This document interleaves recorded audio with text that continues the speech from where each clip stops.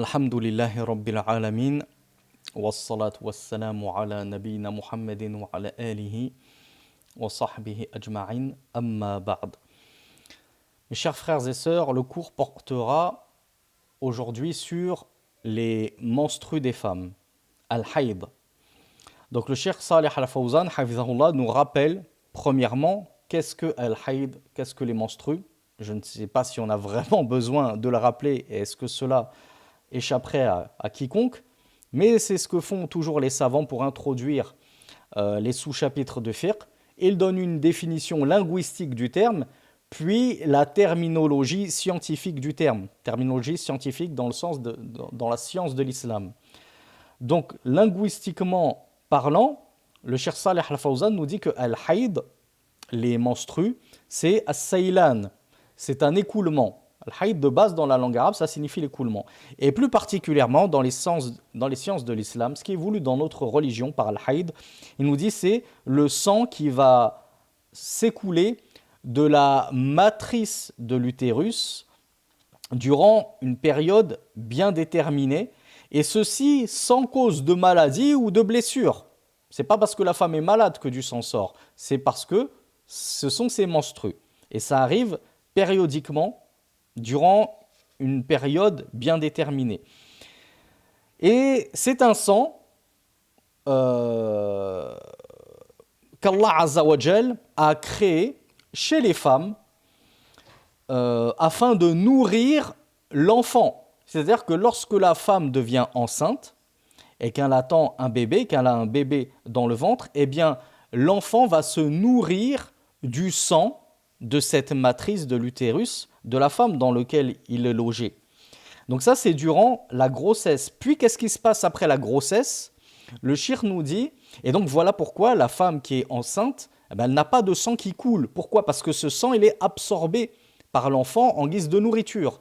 Puis, lorsque elle allaite, eh bien, le cheikh nous dit, ce sang-là, il va se transformer en lait, toujours pour alimenter l'enfant. Mais si la femme n'est ni allaitante ni enceinte, alors le sang n'ayant plus de fonction nourricière, eh bien alors il ne trouve qu'une voie d'évacuation pour s'en aller et quitter l'organisme de la femme. D'où les menstrues qui arrivent régulièrement aux femmes qui ne sont donc pas enceintes. C'est ce qu'on appelle en arabe également al-aada et ad-dawratu shahriya.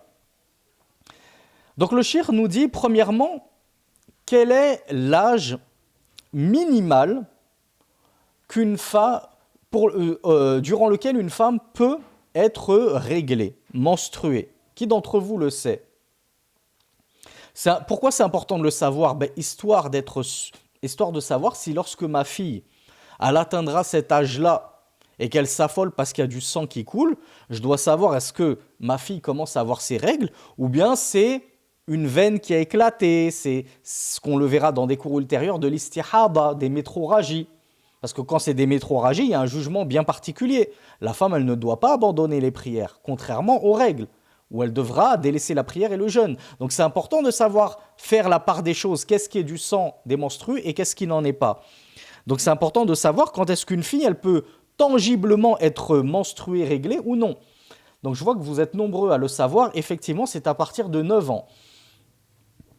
Donc le cheikh Salih al-Fawzan nous dit qu'une femme qui n'a pas encore atteint 9 ans révolus lunaires, on parle toujours en année lunaire en islam, une femme qui n'a toujours pas atteint ses 9 ans révolus lunaires, si elle a du sang qui s'écoule, on lui dit ça, ce n'est pas tes menstrues. Ne pense pas que ça y est, tu es devenu pubère, c'est le sang de tes menstrues, tu ne dois pas prier, tu ne dois pas jeûner, etc.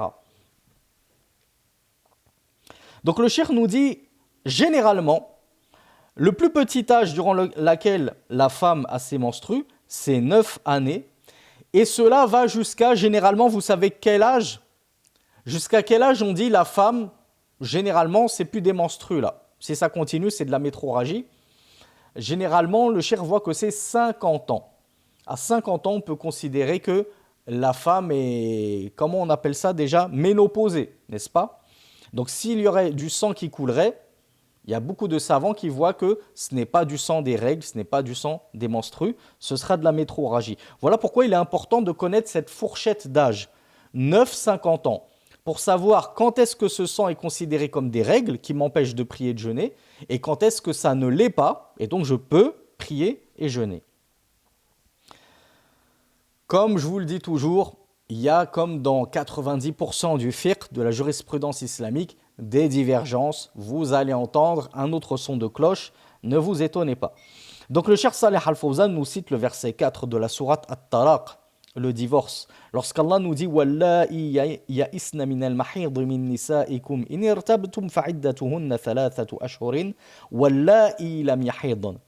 Et celles qui ont désespéré des menstrues parmi vos épouses, si vous doutez, alors leur idda, la période de viduité qu'on a étudiée dans nos cours sur le divorce, est de 3 mois, ainsi que celle qui n'a pas encore ses règles. C'est-à-dire celle qui est tellement jeune qu'elle n'a même pas encore eu ses règles, ben si elle vient être divorcée, elle ne pourra pas compter 3 cycles menstruels, puisqu'elle ne les a pas encore, ses menstrues, elle comptera 3 mois. Donc sa période de viduité sera de 3 mois. Donc le cheikh nous dit, celle qui a désespéré des règles, c'est celle qui a atteint les 50 ans. À partir de 50 ans, on considère que ça y est, elle ne risque plus de ravoir ses règles, ses menstrues. Et si un jour le sang la surprend, un écoulement sanguin la surprend, qu'elle sache que ce ne sera pas des menstrues, ce sera des métrorragies. Et celle qui ne les a pas encore, ce qui est mentionné à la fin du verset, le cheikh nous dit, eh bien c'est les petites filles qui n'ont pas encore atteint 9 ans révolus. Donc, quand ceci étant posé, on sait maintenant ce que c'est que les règles et on sait qui est la femme menstruée. On a dit c'est la femme entre 9 et 50 ans, selon l'avis de Cheikh Saleh Al-Fawzan et d'un grand nombre de savants. Le cheikh nous dit maintenant, on va parler des jugements spécifiques à la femme en état de règle. Qu'est-ce qui lui est interdit notamment? Il nous dit premièrement, yahrumu fi halil haydi wat'uha fil farj. Premièrement, il est interdit, et là ça concerne, on va dire, aussi bien la femme que son mari, c'est qu'il est interdit d'avoir un rapport charnel avec son épouse lorsqu'elle est en période de menstrue. Et par rapport charnel, mes frères et sœurs, barakallahu fikoum, ne m'obligez pas à être trop cru, il s'agit du coït. On n'est pas en train de parler des cajolades, des bisous, etc. On parle du rapport avec un grand R, scientifiquement parlant, le coït. Donc le coït, dans l'organe féminin, est absolument interdit lorsque la femme est indisposée. Et cela car Allah subhanahu wa ta'ala nous dit dans la sourate Al-Baqarah, la vache au verset 222, وَيَسْأَلُونَكَ عَنِ الْمَحِيضِ قُلْ هُوَ أَذًى فَاعْتَزِلُوا النِّسَاءَ فِي الْمَحِيضِ وَلَا تَقْرَبُوهُنَّ حَتَّى يَطْهُرْنَ فَإِذَا تَطَهَّرْنَ فَأْتُوهُنَّ مِنْ حَيْثُ أَمَرَكُمُ اللَّهُ إِنَّ اللَّهَ يُحِبُّ التَّوَّابِينَ وَيُحِبُّ الْمُتَطَهِّرِينَ. Allah Azza wa Jal nous dit, donc verset 222 de la sourate La Vache, et il te questionne au sujet des menstrues. Dis, c'est un mal, c'est une nuisance. Alors éloignez-vous des femmes durant les menstrues. Et ce qui est voulu par éloignez-vous des femmes durant leurs menstrues, ce n'est pas comme l'ont compris et pratiqué les enfants d'Israël, qui eux délaissent carrément la couche avec leurs femmes. Ils ne veulent même pas passer la nuit dans la même couche que leur épouse. Ils ne les approchent pas, ils ne les touchent pas au sens premier du terme. Ce n'est pas ce qui nous est demandé par Allah. Mais ce qui nous est demandé par Allah dans éloignez-vous des femmes, c'est-à-dire éloignez-vous du rapport sexuel du coït avec vos épouses durant cette période. Vous voulez les embrasser, les cajoler, les prendre dans vos bras ou jouir d'elles, mais d'une autre façon que le coït, il n'y a pas de mal, cela n'est pas interdit. Donc je poursuis le verset, Allah nous dit « Et ne vous approchez pas d'elles jusqu'à ce qu'elles se soient purifiées. » Et donc ne vous approchez pas d'elles, c'est-à-dire pour accomplir le devoir conjugal, avec un grand D, donc le coït. Et le coït n'est autorisé qu'une fois que la femme se sera purifiée de ses menstrues. Lorsqu'elles se sont purifiées, alors allez à elles de là où Allah vous l'a ordonné, c'est-à-dire par l'orifice avant, et non pas l'orifice arrière. On en a déjà parlé dans les cours sur le mariage et les rapports conjugaux. Certes, Allah aime ceux qui se repentent et il aime ceux qui se purifient. Donc, Cheikh Saleh Al-Fawzan nous dit, l'interdiction du coït, elle va perdurer depuis le moment où la femme va avoir son écoulement sanguin, donc l'apparition de ses menstrues, jusqu'à ce que ces menstrues cessent. C'est tout, selon une petite minorité de savants, et je sais que c'est l'avis de Cheikh Mohamed Saïd Raslan, hafidhahullah, puisque c'est l'avis qu'il a mentionné dans le livre que j'ai traduit de lui, et qui est paru, je crois, il y a quelques années de cela. Le Cheikh Raslan voit qu'il suffit que l'écoulement sanguin s'arrête pour pouvoir avoir un rapport avec son épouse, quand bien même elle n'aurait pas pris son rousl. Mais sachez que la grande majorité des savants voient qu'il ne suffit pas que les règles s'interrompent pour pouvoir retourner à son épouse, pour avoir un rapport avec elle, mais il faut qu'elle se purifie. Comme c'est spécifiquement mentionné dans le Coran. Allah nous dit « hatta yathurna », c'est-à-dire jusqu'à ce qu'elle soit pure. Et jusqu'à ce qu'elle soit pure, ça ne veut pas dire jusqu'à ce qu'elles aient une sécheresse vaginale, que ça ne coule plus. C'est-à-dire jusqu'à ce qu'elle ait pris le rousl, les ablutions majeures, pour se purifier. Voilà pourquoi Allah nous dit « fa'idha tatahharna ». Lorsqu'elles se sont purifiées, en d'autres termes par le rousl, par les ablutions majeures, « fa'atuhunna », alors rendez-vous à elles, de la manière qu'Allah Azza wa Jal vous l'a ordonné. Donc voilà pourquoi le Cheikh Saleh Al-Fawzan nous dit « et l'interdiction d'approcher son épouse pour le coït, il est valable depuis le début des règles jusqu'à la fin des règles et que la femme s'en soit purifiée. » Donc il faut attendre qu'elle prenne son rousl avant de pouvoir aller vers son épouse. Et cher de nous préciser, il est cependant autorisé au mari de la femme indisposée de jouir de son épouse d'une autre façon que par le coït. Il peut avoir d'autres formes de jouissance avec son épouse. Et cela en vertu de la parole du prophète sallallahu alayhi wa sallam qui dit « Isna'u kulla shay'in illa nikah ». Donc dans un hadith authentique rapporté chez Muslim numéro 302, le prophète sallallahu alayhi wa sallam a dit « Faites tout sauf le coït ». Faites tout sauf la pénétration. Excusez-moi d'être aussi cru, mais c'est pour que tout le monde comprenne bien ce qui est formellement interdit durant cette période d'indisposition de la femme. Ce n'est pas toute jouissance. Deuxième jugement, est-ce que je me permets de prendre la température et de sonder un petit peu, puisqu'on a beaucoup de débutants parmi nous, alhamdoulilah, et on a toujours des nouveaux suiveurs et des nouveaux abonnés, et ça fait très plaisir. Donc, est-ce que tout le monde est au courant de ce qui est interdit à la femme en termes d'adoration, de pratiques cultuelles lorsqu'elle est indisposée? Qu'est-ce qui lui est interdit de faire?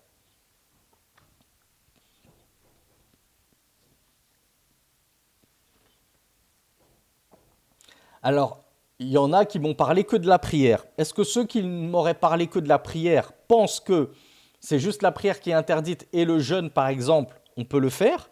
Ou c'était juste pour me donner une réponse parmi d'autres? Mais effectivement, la bonne réponse, c'est que le Cheikh Saleh Al-Fawzan nous dit la femme indisposée doit délaisser le jeûne, donc elle ne peut pas jeûner, et la prière, donc elle ne peut pas prier non plus durant sa période de menstrue. Wa yahrumu alayha fi'aluhuma. Attention, quand on vous dit la femme doit délaisser, c'est-à-dire ça lui est interdit. C'est pas une permission, si tu veux ma sœur, t'es pas obligé de prier, t'es pas obligé de jeûner si tu es indisposé. Non, c'est pas dans ce sens-là qu'on présente. On lui dit ma sœur, tu n'as pas le droit de jeûner. Et tu n'as pas le droit de prier quand tu es dans cet état-là. Quand bien même tu as envie, tu t'en sens la force, etc., on te dit mais c'est interdit. Tout simplement, il ne t'est pas licite et autorisé de prier et jeûner dans cet état-là. Et imaginez que la sœur, elle n'en fait qu'à sa tête et elle dit, moi c'est Ramadan, c'est pas toi qui va m'empêcher de jeûner Ramadan, la flemme de le rattraper plus tard, je jeûne quand même. Est-ce que ce mois de Ramadan, il sera malgré tout valide? Même si normalement, elle n'aurait pas dû le faire. Ah ben, j'ai bien fait de poser la question. Parce que j'ai une sœur qui m'a répondu oui. Non, le jeûne du mois de Ramadan ne sera pas valide. Le cheikh nous dit wala yasihani minha, c'est-à-dire ni la prière, ni le jeûne, si elle les fait malgré tout, qu'elle les pratique malgré sa période d'indisposition, eh bien, elles ne seront pas valides, donc pas acceptées d'elles. Donc ce mois de Ramadan, durant lequel, alors peut-être que je m'étais mal exprimé en parlant de tout le mois de Ramadan, je parlais bien entendu des jours qui correspondaient à sa période d'indisposition. Si elle les jeûne ces jours de Ramadan alors qu'elle était indisposée, ces jours de jeûne, ils ne sont pas comptabilisés, ils ne sont pas valides. Elle devra quand même les rattraper plus tard, même si elle les a jeûnés en n'en faisant qu'à sa tête, alors qu'on lui avait dit que c'était interdit et qu'elle n'avait pas le droit de les jeûner.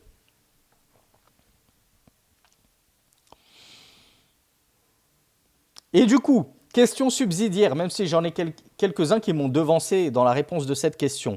On a vu que la sœur n'a pas le droit même de prier et de jeûner. Du coup, lorsqu'elle s'est purifiée et qu'elle n'est plus indisposée, est-ce qu'elle doit rattraper les prières manquées et les jeûnes manqués, les jours de jeûne obligatoires manqués?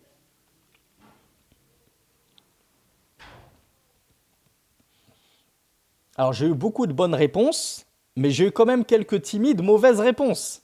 Donc, je suis content de toujours poser des questions qui peuvent paraître à un grand nombre d'entre vous simplistes, mais sachez qu'il y a toujours de nouvelles personnes qui en apprennent tous les jours et alhamdoulilah, ça fait plaisir. On est là pour apprendre. Donc, effectivement, la femme qui aura délaissé la prière et le jeûne durant sa période d'indisposition devra rattraper ses jours de jeûne obligatoires qu'elle n'a pas jeûné, mais pas la prière. Alhamdulillah, mesdames, vous n'aurez pas à rattraper ces 5 prières par jour durant le nombre de jours que vous avez délaissé parce que vous étiez indisposé. Mais par contre, les jeûnes obligatoires, comme le jeûne de Ramadan, si tu as dû t'abstenir pendant 5, 6, 7 jours de jeûner, tu devras rattraper ces jours de jeûne lorsque tu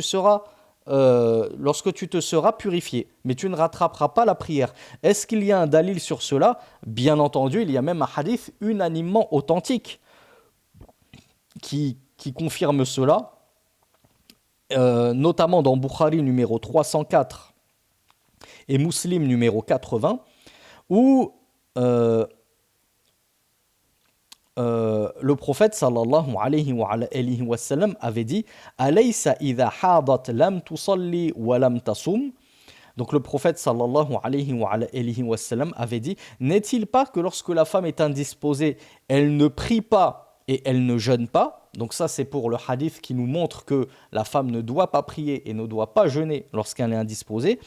Et dans le hadith suivant, celui de Aïcha, rapporté par Al-Bukhari numéro 321 et Muslim numéro 335, Aïcha avait dit Kunna nahidu ala ahdi rasulillah sallallahu alayhi wa sallam thumma nathur fayamuruna biqada'i as-siyam wa la ya'muruna biqada'i as-salah.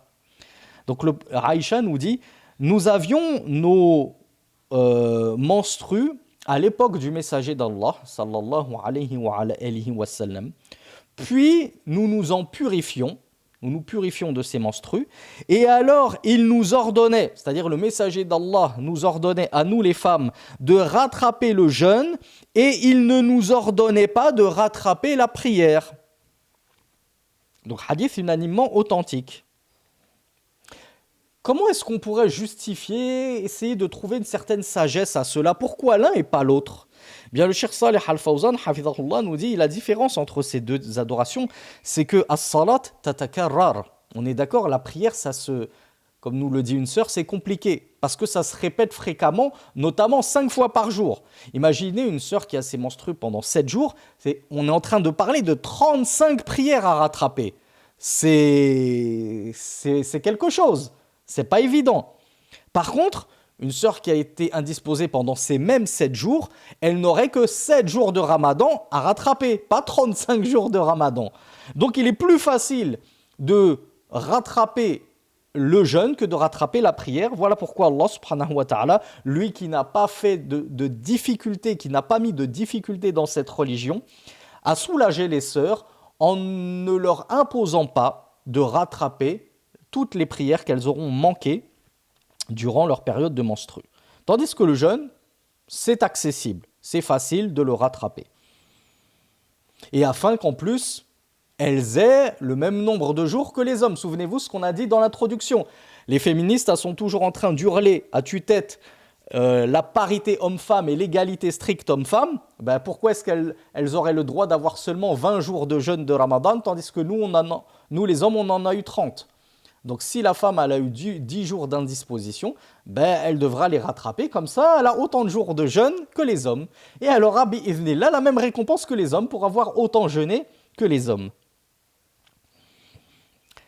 Il y a une autre adoration qui n'est pas permise lorsque la femme est indisposée. يحرم على الحائض مس المصحف من غير حائل. Il est interdit à la femme indisposée de toucher le mushaf. Le mushaf, c'est l'exemplaire du Coran. Et on parle vraiment de l'exemplaire du Coran pur, dépourvu de toute annotation, de traduction, de tafsir, etc. Vraiment le Coran pur et dur.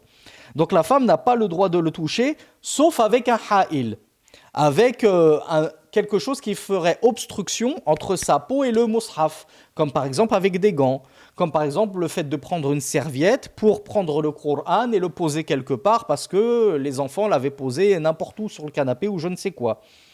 Et cela en vertu d'un verset et d'un hadith. Le premier verset, c'est la parole d'Allah subhanahu wa ta'ala dans surat Al-Waqi'a, je crois que ça a été traduit par l'événement. Verset 79, Allah nous dit « La yamassuhu illa al-mutahharun » ne le touche que les purifiés. Et la femme, ne s'étant pas encore purifiée, donc elle est dans un état de grande impureté, d'impureté majeure à cause de ses menstrues, elle ne peut donc pas toucher le mushaf, le Coran, en vertu de ce verset. Et il y a une lettre, une missive qu'avait écrit le prophète sallallahu alayhi wa sallam à Amr ibn Hazm. Et selon Cheikh Saleh Al-Fawzan et de nombreux savants, ce hadith-là de la lettre du messager d'Allah à Amr ibn Hazm, elle a atteint le stade de tawatur. C'est-à-dire elle est tellement célèbre, elle est tellement connue cette lettre que c'est comme si c'était un hadith qui avait atteint le plus haut niveau de sihha, d'authenticité. Et dans cette lettre, il s'y trouvait La yamassul Qur'an illa tahir, que ne touche le Coran qu'un pur. Alors il y a des savants, on n'est pas là pour, on l'a dit, faire du fiqh comparé, mais il y a des savants qui considèrent que ne le touche qu'un pur, c'est-à-dire un pur dans la croyance, purifié de toute association, c'est-à-dire qu'un croyant, qu'un musulman. Donc que ne touche pas ce Coran les incroyants, les infidèles, les non-musulmans. Mais la plupart des savants, notamment dans les 4 écoles, ont compris cela comme un pur, c'est-à-dire purifié par les ablutions. Donc pour pouvoir toucher le Coran, il faut être en état d'ablution, en état de pureté. Et la femme indisposée par ses menstrues, elle est dans un état de grande impureté. Donc selon ces savants-là, même si elle fait ses ablutions, ça n'ôtera pas son état de grande impureté, donc elle ne peut pas toucher le Coran. Je fais une toute petite parenthèse par rapport à ça, parce que c'est une question que n'a pas évoquée le Cheikh Saleh Al-Fawzan, et moi je l'ai reçue il y a quelques jours, dans le cadre du privé. Une sœur me demandait, est-ce que nous les femmes, quand on est indisposées, on peut pratiquer cette sunna qu'est le fait de faire nos ablutions avant de dormir, pour dormir en état de pureté, de purification, alors qu'on est indisposé, donc en état de grande impureté.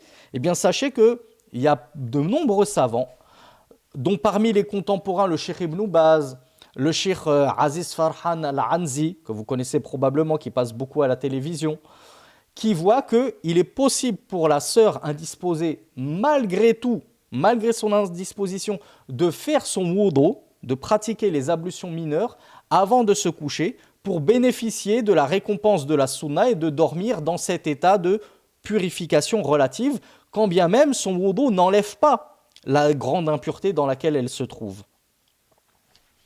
Et ces savants-là estiment que le wudu, il diminue un peu de l'impureté majeure dans laquelle se trouve la sœur. Donc c'est toujours mieux que rien. C'est mieux que de ne pas du tout faire ces ablutions. Et le Cheikh Saleh Al-Fawzan, hafizahullah, de nous rapporter le témoignage de Cheikh al-Islam Ibn Taymiyyah rahmatullahi alayhi qui nous dit madhhabul a'immatil arba'a annahu la yamassul mushaf illa tahir. Donc Ibn Taymiyyah nous rapporte cette unanimité des 4 écoles qui nous dit le madhhab donc c'est-à-dire l'avis jurisprudentiel des 4 imams, c'est-à-dire Abu Hanifa, Malik, Shafi'i et Ahmed, et que le Coran ne doit être touché que par une personne pure, c'est-à-dire purifiée par les ablutions. Donc, la femme indisposée, l'homme qui serait, par exemple, en état de janaba, ou même la femme qui serait en état de janaba, pareil, ils n'ont pas le droit de toucher le mushaf, jusqu'à ce qu'ils aient ôté leur impureté, qu'elle soit mineure ou majeure. Amma qira'atul ha'id, mais, petite question beaucoup plus difficile, la lecture du Coran de tête, ok, la sœur ne peut pas toucher le Coran, selon la majorité des savants.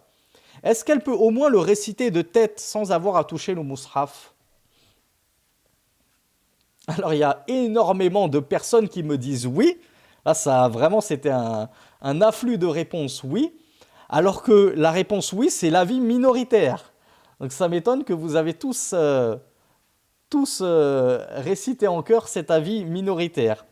Le Cheikh Saleh Al-Fawzan nous dit quant à la récitation de la sœur indisposée du Coran sans toucher le Coran, on est bien d'accord, فَهِيَ مَحَلُّ خِلَافٍ بَيْنَ أَهْلِ الْعِلْمِ.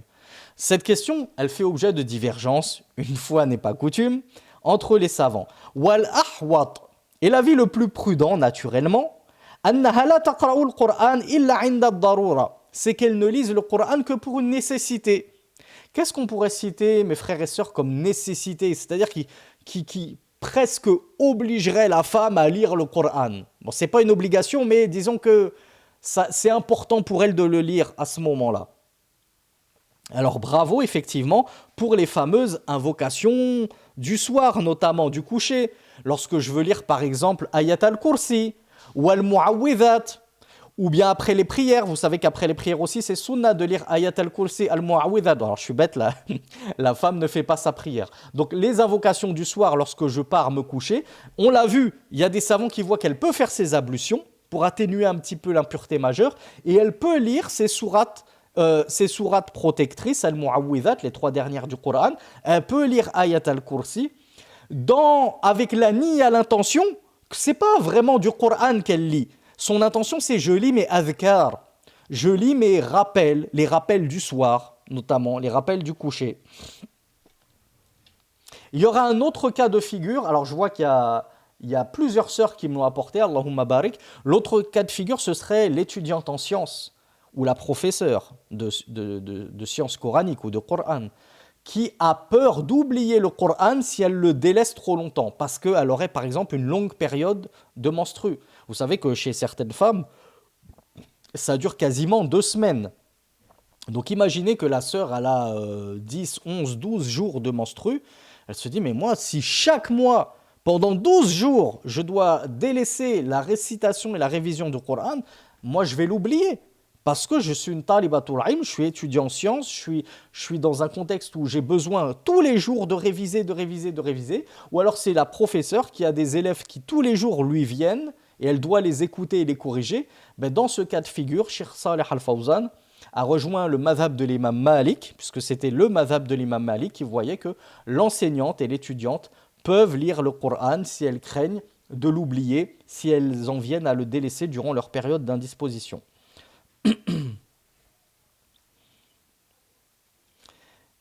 Il y a une autre ibada qui n'est pas donnée à tout le monde, qu'Allah vous l'accorde à tous, c'est at-tawaf, la circumambulation autour de la maison sacrée Al-Kaaba.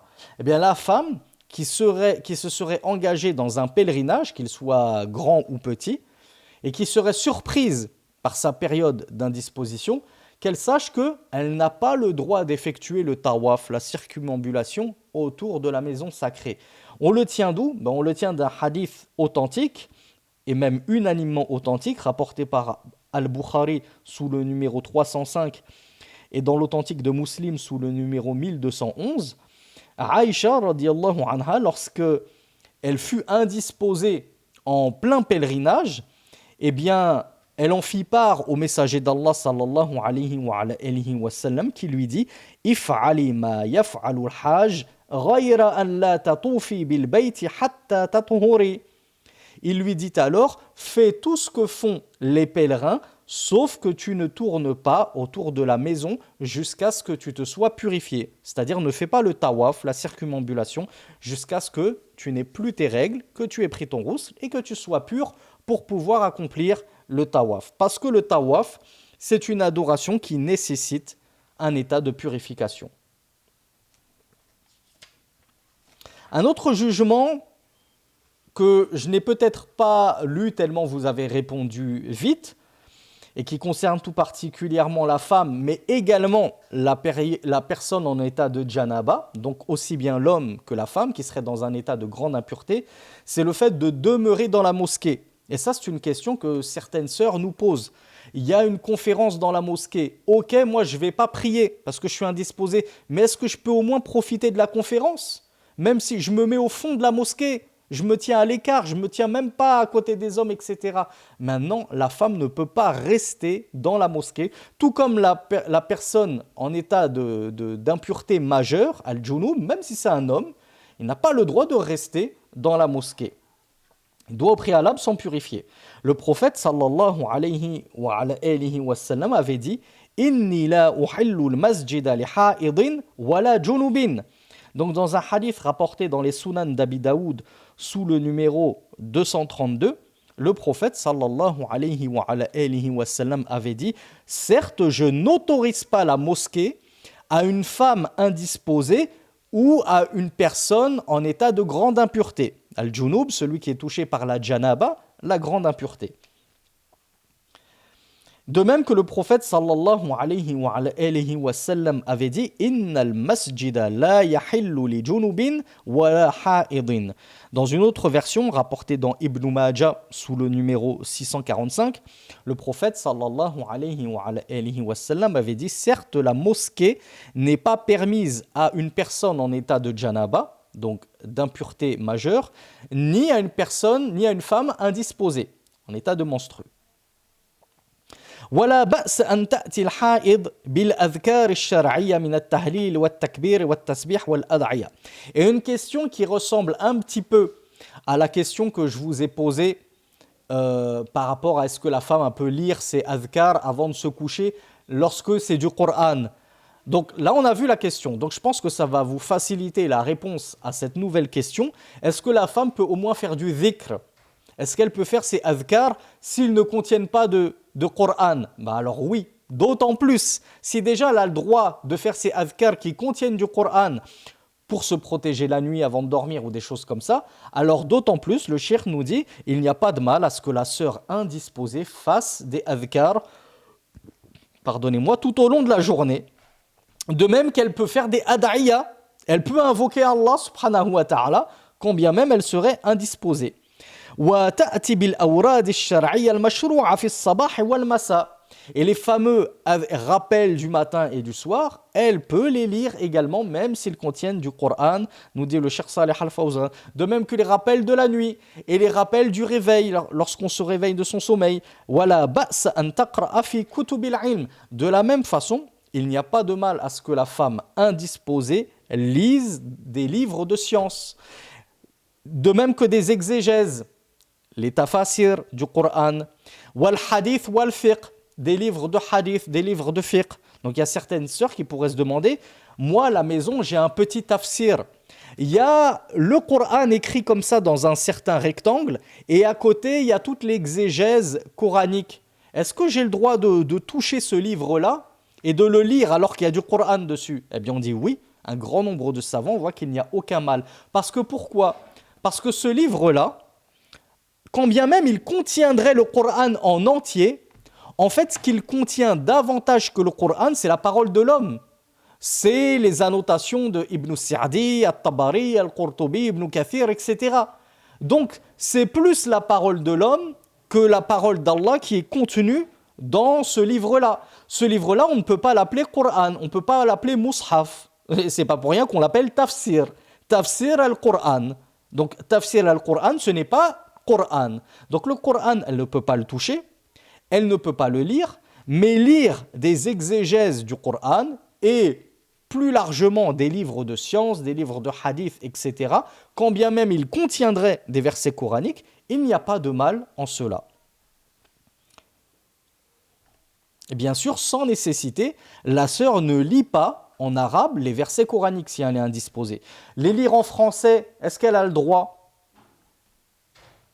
Est-ce que je peux lire le Coran en français lorsque je suis indisposé? Alors vous me dites tous oui, je suis étonné d'une telle réponse collégiale.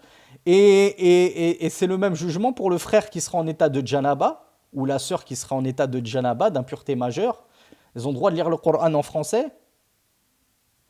Bravo, oui, parce qu'en réalité, ce Coran en français, ça ne s'appelle pas un Coran. Techniquement parlant, ce n'est pas un Coran. Techniquement parlant, c'est une traduction d'essence rapprochée de la parole d'Allah subhanahu wa ta'ala. Mais ce n'est pas la parole d'Allah. Donc il n'y a aucune sacralité à cette parole-là en français. Parce que ce n'est rien d'autre que la traduction de Hamidullah ou d'un tel ou d'un tel. Donc il n'y a pas cette sacralité que possède la parole d'Allah, le Coran. Alors, autre point qui touche particulièrement les sœurs, on reçoit beaucoup de questions là-dessus, c'est ce qu'on appelle as-soufra ou al-kudra. Donc le cheikh nous dit quel est le jugement d'as-soufra, c'est-à-dire ce sang qui tend un petit peu vers le jaune orangé. Les sœurs connaissent particulièrement ce cas de figure, et parfois il tend vers le marronâtre. Alors déjà pour poser les bases, cheikh ici il n'est pas là pour faire un cours de fiqh pur et dur. Ça on en a déjà donné dans certaines playlists dédiées si vous voulez y retourner. Donc on est censé avoir certains acquis de fiqh et on est censé se souvenir que le sang des règles il est rouge. Et c'est un rouge qui n'est pas vif, c'est un rouge qui est assez légèrement foncé, assez épais. C'est pas comme lorsque je m'ouvre que j'ai une blessure et que le sang il est très rouge vif et très fluide. Donc le sang des règles il est malgré tout rouge. Parfois, on a certaines sœurs qui vers la fin de leurs règles, le sang il commence à prendre une teinte jaunâtre ou bien marronâtre. Parfois ça peut être juste avant les règles et parfois ça peut être à d'autres moments que la période menstruelle. Comment doit se comporter la sœur face à cet écoulement sanguin? Eh bien, le Cheikh Salih Al-Fawzan, hafizahullah, nous dit à partir du moment où ce sang, qu'il soit jaunâtre ou marronâtre, apparaît durant le cycle menstruel, c'est-à-dire que ce soit juste avant les règles ou pendant les règles ou juste après les règles, à partir du moment où c'est durant la période du cycle, on le considère comme des menstrues. On considère que c'est le début de tes menstrues qui ont commencé de façon un petit peu, pas extraordinaire, mais de façon inhabituelle. Et si ça vient après, on considère que c'est la fin c'est les déchets, c'est la fin de ton cycle qui commence à s'estomper progressivement et qui ne se coupe pas comme ça radicalement. Donc on considère que c'est toujours des menstrues. Mais il se peut que cela, comme on l'a vu, survienne en dehors de la période de menstrues, notamment lorsque la sœur s'est purifiée. Ça y est, la sœur, elle a eu la fin de ses menstrues, elle s'est purifiée, elle a pris son rousle, et 1 jour, 2 jours, 3 jours après sa purification, elle a un écoulement comme ça, jaunâtre ou marronâtre. Là, dans ce cas-là, on fait quoi? On l'a étudié également. Dans ce cas-là, on considère que ce ne sont plus des menstrues. On va assimiler ça à du sang d'istihada, du sang de métroragie, qui ne t'empêchera pas, on le rappelle ma sœur, de prier et de jeûner. On verra les métroragies bi'idhnillah dans un cours ultérieur dédié. Donc, sur quoi on se base pour opérer une telle différence? Quand c'est durant la période de menstrues, on assimile ça à des menstrues, mais quand c'est en dehors de la période de menstrues, notamment après la purification, eh bien on considère que ce n'est plus des menstrues. Eh bien on le tient du hadith de Atiyya radiyallahu anha qui avait dit كنا لا نعد القدرة والصفرة بعد الطهر شيئا. Comme rapporté dans les Sunan d'Abu Daoud, sous le hadith numéro 307, Atiyya radiyallahu anha avait dit nous ne considérions pas le sang marronâtre ni le sang jaunâtre après la purification en quoi que ce soit. C'est-à-dire nous ne lui donnions pas d'importance, nous ne considérions pas que c'était des menstrues. C'est comme si il ne s'était rien passé. Donc s'il ne s'est rien passé, on n'est pas censé s'arrêter de jeûner et de prier, puisqu'il ne s'est rien passé. C'est comme s'il n'y avait rien qui était sorti.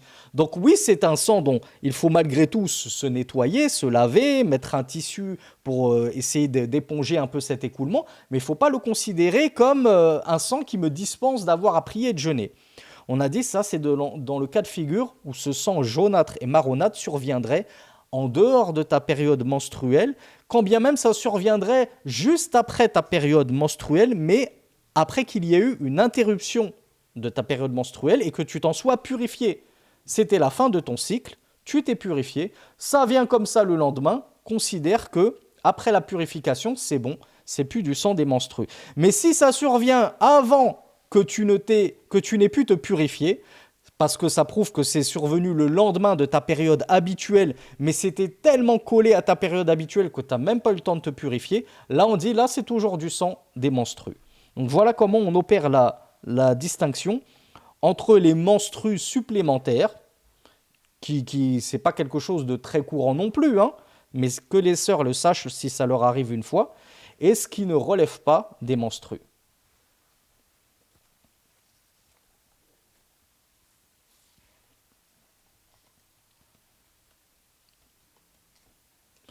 Alors, là, on a une question un peu technique. Et ce qui est triste, c'est de voir qu'on a de nombreuses sœurs, on pourra même le tester là présentement, qui ne savent pas comment reconnaître la fin des règles. C'est-à-dire elles ne savent pas comment je sais que là, je peux prendre mon roussel. À quel moment les règles s'interrompent.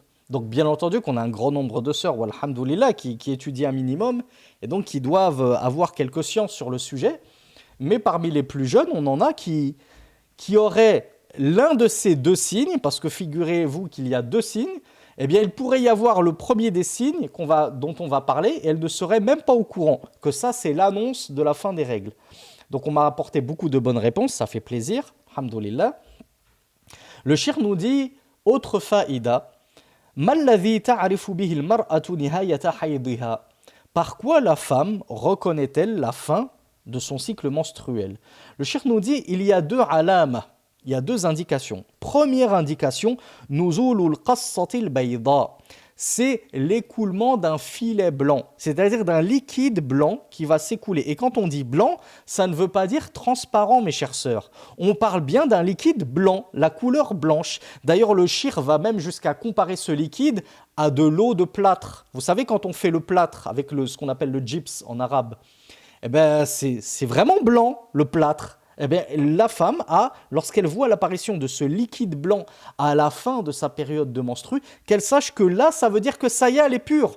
Elle peut prendre son roussel, elle peut prendre ses ablutions majeures. Ça, c'est la première indication qu'un certain nombre de sœurs ignorent. Deuxième indication, et c'est peut-être le signe majeur qu'aucune sœur ne peut ignorer, bah c'est tout simplement la sécheresse vaginale. Qu'est-ce que ça veut dire sécheresse vaginale? Ça veut dire qu'après cet écoulement qui a duré pendant plusieurs jours généralement, eh bien tout d'un coup, plus rien ne coule, à tel point que, comme nous l'explique le cheikh, si elle prend un coton ou un tissu, qu'elle s'introduit dans son orifice vaginal et qu'elle le retire ensuite, il doit être sec. C'est-à-dire qu'il ne doit pas y avoir de sang, ni de marron, ni de jaune. Donc comment est-ce qu'il peut être sec, sans couleur, etc. si je me l'introduis directement? Forcément qu'au départ, lorsqu'elle constate l'arrêt de l'écoulement, elle se nettoie. Elle se nettoie consciencieusement, les parties intimes, puis elle met justement ce coton, ce mouchoir, ce qu'elle veut, si possible blanc pour bien que les couleurs apparaissent.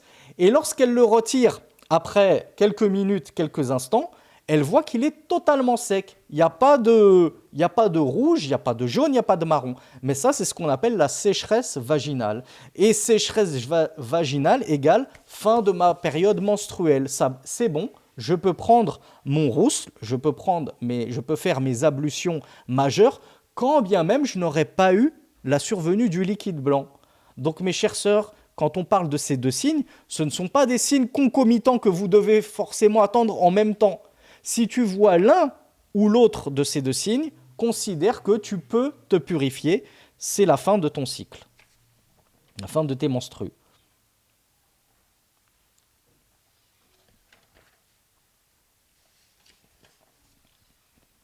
Alors on va voir un dernier point.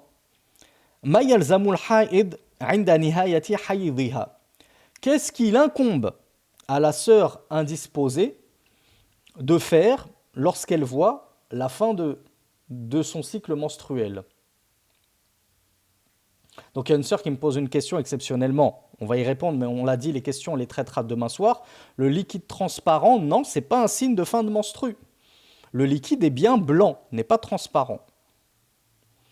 Généralement, ce liquide transparent dont beaucoup de sœurs se plaignent, c'est ce qu'on appelle des sécrétions vaginales.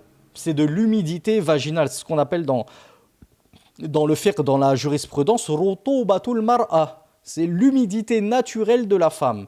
Donc ce n'est pas un liquide qui annonce la fin du cycle menstruel, puisque de base, cette rutuba, cette humidité vaginale, la femme, elle en a tout au long de sa journée.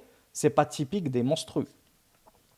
Donc le cheikh nous dit yalzamul haïda 'inda nihayati haydhiha an taghtasil. Première chose, lorsque la femme décèle par l'un de ces deux indices que sa période menstruelle est terminée, qu'est-ce qu'elle doit faire? Elle doit prendre son rousl. C'est la première chose, taghtasil. Donc le rousl, on a dit, c'est les ablutions majeures. Ce qu'on traduit pour vulgariser les choses, la douche. Elle prend sa douche, elle se met de l'eau. Il faut que l'eau touche l'intégralité de son corps. Le cheikh nous dit وَذَلِكَ بِأَن تَسْتَعْمِلَ الْمَاءَ بِنِيَّةِ الطَّهَارَةِ فِي جَمِيعِ بَدَنِهَا. Donc c'est quoi un rousl de façon technique et religieuse? C'est d'utiliser de l'eau avec l'intention de se purifier. Attention à l'intention, mes sœurs, et attention à l'intention, mes frères, on vous le dit tout le temps.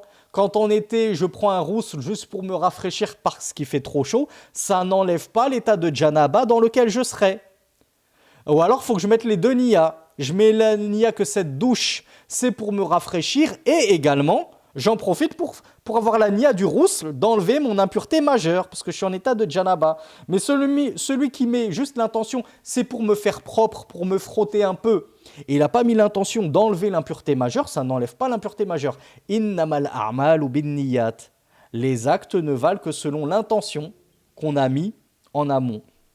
Donc le Cheikh Saleh Al-Fawzan nous dit bien sûr que la femme, lorsque c'est la fin de sa période, elle doit s'empresser de prendre son rousl, donc ses ablutions majeures, avec la niya que c'est le rousl, avec la niya d'enlever cet état de grande impureté dans laquelle elle se trouvait. En utilisant de l'eau, bien entendu, on ne fait pas son rousl avec autre chose que de l'eau, à moins de manquer d'eau. Donc dans ce cas-là, on aura recours au tayammum. Vous verrez la vidéo qui doit sortir, peut-être qu'elle est sortie d'ailleurs depuis une demi-heure sur YouTube, puisque je les mets toujours en programmé, donc elle devrait être sortie depuis une demi-heure, je pense. Le cheikh nous dit, et cette eau-là, on en met sur l'intégralité du corps. Donc c'est pas juste, je fais des petites ablutions, le visage, les mains, les pieds, je m'essuie les cheveux. Non, l'eau, je lave l'intégralité de mon corps avec de l'eau. Liqawlihi sallallahu alayhi wa ala alihi wa sallam, فَإِذَا أَقْبَلَتْ حَيْضَتُكِ فَدَعِ الصَّلَاةَ وَإِذَا أَدْبَرَتْ فَاغْسِلِي عَنْكِ الدَّمَ ثُمَّ صَلِّي. Et cela en vertu du hadith du prophète sallallahu alayhi wa alihi wa sallam, unanimement authentique, qu'on retrouve dans Bukhari numéro 228 et Muslim numéro 333. Il avait dit: lorsque te vient ta période, alors délaisse la prière, et lorsqu'elle s'en va, ta période, alors lave de toi le sang, nettoie-toi tes parties intimes, puis prie. Donc lave-toi tes parties intimes, fais le rousl également comme on le voit dans d'autres versions, et ensuite reprends la prière. Wasifatuhu, donc comment se réalise le rousl? Le cheikh nous dit an tanwiya raf' al-hadath aw at-tahara lis-salati wa nahwiha. Donc elle peut mettre, le cheikh nous dit, elle doit mettre la niya, l'intention lorsqu'elle prend son rousl. La niya, elle peut être multiple. Ça peut être, je mets l'intention d'enlever mon état d'impureté, comme on l'a vu. Ça peut être également, je mets la niya de pouvoir reprendre la prière. Lorsque je prends mon rousl, mes ablutions majeures, en me disant dans ma tête, puisque je vous rappelle que la niya ne se prononce pas sur la langue, mais je pense dans mon cœur, voilà, j'ai envie de reprendre, je dois reprendre la prière. Donc là, je me suis dirigé dans la salle de bain pour justement pouvoir me laver pour faire la prière. Donc le simple fait d'avoir l'intention de pouvoir reprendre la prière, c'est une intention correcte du ghusl, sachez-le.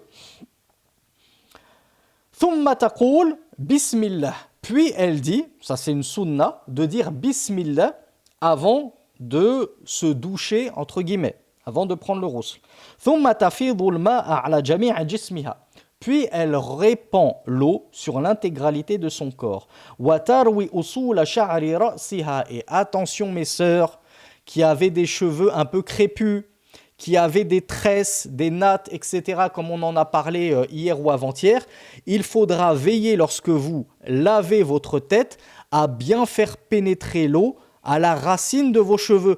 On n'exige pas de vous que vous dénatiez, je ne sais pas si ça se dit, si ce verbe existe, à ce que vous défassiez totalement vos tresses, notamment nos sœurs africaines qui se font des, je ne sais pas si ça s'appelle les dreadlocks, ou les dreadlocks c'est typiquement pour les Caraïbéens, là, ceux des îles d'Amérique. Mais on a un style de coiffure qui est répandu en Afrique où les femmes se tressent très finement, les tresses elles sont très très très serrées. Vous imaginez si on devait demander à chaque mois à la sœur de défaire ses tresses pour faire son rousse, pour qu'ensuite le lendemain elle reparte chez la coiffeuse, la pauvre, pour se refaire ses tresses pendant 1 heure si ce n'est 2 ou 3. Mais la sœur doit veiller à bien faire pénétrer l'eau jusqu'à la racine des cheveux, c'est important. Donc elle ne se passe pas juste un coup très rapide, je prends une petite poignée d'eau, hop, rapidement comme ça. Non, je veille à bien faire rentrer l'eau à l'intérieur des tresses pour que ça pénètre jusqu'à la racine des cheveux. Wala yalzamuha naqduhu. Donc le Cheikh Salih Al-Fawzan nous dit, et elle n'est pas obligée de défaire sa chevelure, sa coiffure. Et il vise par là les femmes tressées et nattées. Inkana madfouran. Bien sûr, si elle a des tresses, si elle n'a pas de tresses et de nattes, problème réglé. C'est très facile de faire attention à ce que l'eau pénètre bien partout. Wa innama tarwihi bilma. Mais la femme qui aurait des tresses, notamment des tresses très serrées, comme certaines de nos sœurs africaines, eh bien, ce qui lui est recommandé, c'est de veiller à bien irriguer son cuir chevelu. On ne lui demande pas de vérifier à ce que chaque cheveu ait bien été touché par l'eau, parce que ce serait impossible, étant donné que les cheveux sont entremêlés les uns sur les autres, dans le cas des tresses. Donc, on lui demande juste de faire le maximum, et c'est le maximum qu'elle peut faire, cette sœur-là, c'est de bien faire pénétrer l'eau jusqu'aux racines du cuir chevelu. Wa in ista'malat as-sidr aw al-mawad al-munadhifa ma'a al-ma' fa hasanun. Et si la sœur veut utiliser ce qu'on appelle du cidre ou d'autres produits qui sentent bon, ça me fait penser à une certaine trend que je ne vais pas réouvrir, mais vous voyez tous de quoi il s'agit. Donc si la sœur veut utiliser du gel douche, puisqu'on est en 1447-2026, donc parlons de manière contemporaine, si la sœur veut utiliser du savon parfumé, du gel douche, il n'y a aucun problème. N'écoutez pas les calomnies et des insensés, des ignorants qui se moquent de la religion. Ah ouais, mais ça veut dire qu'on ne peut même plus utiliser du savon pour se laver, on ne peut même plus prendre du gel douche. C'est quoi ça, l'interdiction du parfum ? Toujours des extrémistes et des insensés qui extrapolent les propos des gens de science et qui grossissent des choses qui sont toutes simples. C'est juste que la femme n'a pas le droit de sortir parfumée.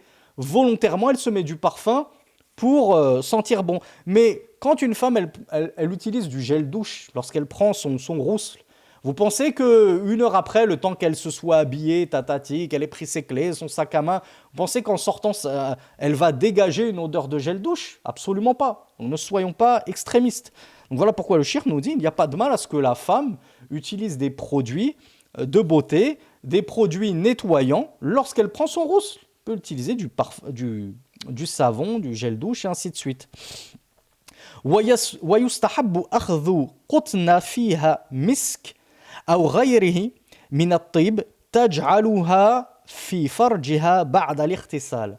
Et le Cheikh Salih Al-Fawzan nous dit, et il est même recommandé qu'elle prenne un morceau de coton qu'elle imbiberait de musc ou d'autres que cela. Il y a beaucoup de sœurs qui connaissent le fameux musc blanc, qui leur est tout particulièrement destiné d'un point de vue commercial. On dit toujours le musc blanc, c'est pour les femmes, etc., pour l'hygiène intime, etc. Donc le cheikh nous dit, il est recommandé que la femme, elle prenne un coton, qu'elle imbibe de musc ou d'autre que cela, de parfum, nous dit-il, et qu'elle va placer dans son orifice après le rousle. C'est-à-dire histoire de vraiment maximiser la purification de l'orifice, de l'endroit duquel s'est écoulé tout ce sang durant si longtemps, afin que voilà, il soit très propre et qu'il ait une bonne odeur, parce que vous savez que également on a dit que le sang des menstrues, il était d'un rouge qui tendait légèrement vers le noir, donc c'est pas un rouge vif. Également on a dit qu'il était assez épais, il n'est pas très fluide, et l'une de ses troisièmes caractéristiques, c'est qu'il a une odeur assez nauséabonde. Alors qu'un sang, lorsque je m'ouvre comme ça, que j'ai une plaie, si je renifle ma plaie, ça ne va pas sentir mauvais. Le sang des règles, il est nauséabond. Donc le cheikh nous recommande à la sœur de justement purifier ses parties intimes à l'aide d'un coton et de musc après avoir pris son rousle. Et cela en vertu du hadith de Asma, radiyallahu anha, qui rapporte que c'était ainsi que le prophète sallallahu alayhi wa sallam avait enjoint les femmes de procéder après avoir pris leur rousle. Donc on va s'arrêter là, mes chers frères et sœurs. Jazakumullahu khayran. Je vous donne rendez-vous à demain pour la suite du cours sur les métroragies des femmes, les lochis des femmes. Je ne pense pas qu'on aura le temps de le voir dans le cours de demain, bi'idhnillah, puisqu'on va essayer de s'arrêter un petit peu avant pour pouvoir traiter toutes vos questions, parce que je suppose qu'il va y avoir un grand nombre de questions sur ces 5 cours qu'on aura traités sur les jugements relatifs aux femmes. N'oubliez pas de les poser à la fin du cours et de les noter pour ne pas les oublier. Jazakumullahu khairan wa barakallahu fikum. Wassalamu alaikum wa rahmatullahi wa barakatuh. Wa sallallahu ala nabina Muhammad wa akhiru da'wana anil hamdulillahi rabbil alamin.